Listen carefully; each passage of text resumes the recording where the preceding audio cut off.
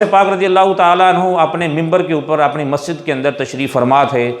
آپ رضی اللہ تعالیٰ عنہ سے کسی نے آ کر کہا کہ حضور، بار ایک شخص نے حضور کی شان میں بے ادبی کی ہے، حضور کی شان میں گستاخی کی ہے۔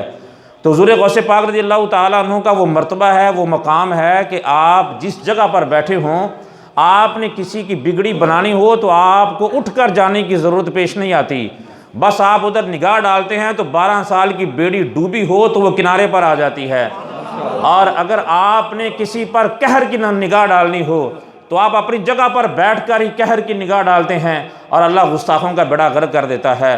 اور آپ کی مجلس کا یہ عالم ہے کہ آپ محفل میں بیٹھے ہوئے تھے، آپ وعظ و نصیحت کر رہے تھے، حضرت خضر رضی اللہ تعالیٰ عنہ پرواز کرتے کرتے اوپر سے اڑتے ہوئے جا رہے تھے، غوث کی محفل لگی ہوئی تھی۔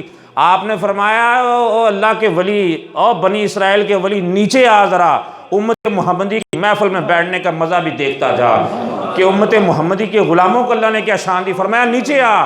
حضرت خضر پرواز کرتے ہوئے جا رہے تھے، آ کر غوث پاک کے قدموں میں بیٹھ گئے۔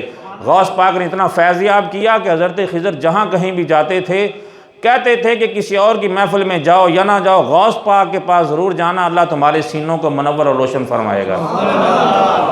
یہ آپ کا مرتبہ اور مقام ہے، اور کوئی پرواز کر رہا ہو اور اس کو کوئی روک لے تو وہی روک سکتا ہے جس کا مرتبہ اس سے زیادہ ہو، جس کی شان اس سے زیادہ ہو۔ کوئی چڑیا اڑتی ہوئی جا رہی ہو آپ کی مجلس میں، آپ واز کر رہے ہوں، آپ قہر کی نگاہ ڈالیں تو چڑیا واصل باللہ ہو جاتی تھی۔ زندہ شخص آیا، آپ نگاہ ڈالتے اور جناب اس کے باطن کو روشن کر دیا کرتے تھے۔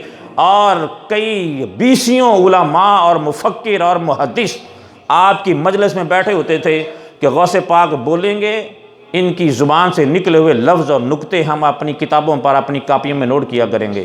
مجلس میں بڑے بڑے صوفیاء، بڑے بڑے بزرگ بیٹھے ہوتے تھے۔ یہ آپ کا مرتبہ اور مقام ہے۔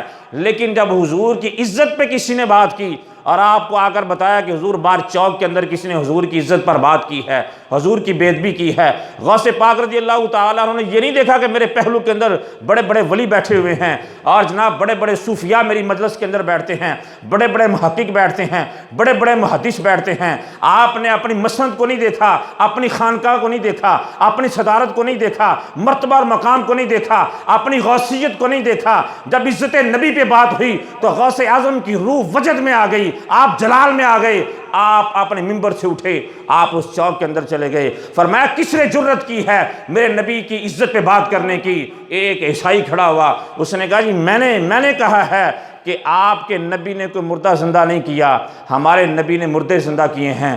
فرمایا میرے نبی کی بات کرتا ہے، مجھے لے چل کسی قبر کے اوپر، میں تجھے مردہ زندہ کر دیتا ہوں، اس لیے کہ ان بڑے بڑے ان چھوٹے چھوٹے کاموں کے لیے ہم نبی کو نہیں کہا کرتے، یہ چھوٹے چھوٹے کام تو محمد کے غلام کر لیا کرتے ہیں۔ فرمایا مجھے لے جا ذرا قبر کے اوپر۔ وہ ایک پرانی بسیدہ قبر پر لے کر گیا اور کہا حضور آپ اس سے کہیں کہ یہ زندہ ہو جائے۔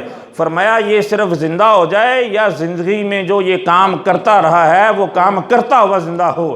اس نے کہا یہ تو اور وارے نیارے ہو جائیں گے۔ میرے غوث نے قبر کو ٹھوکر ماری، فرمایا کن باذن اللہ کے حکم سے زندہ ہو جا۔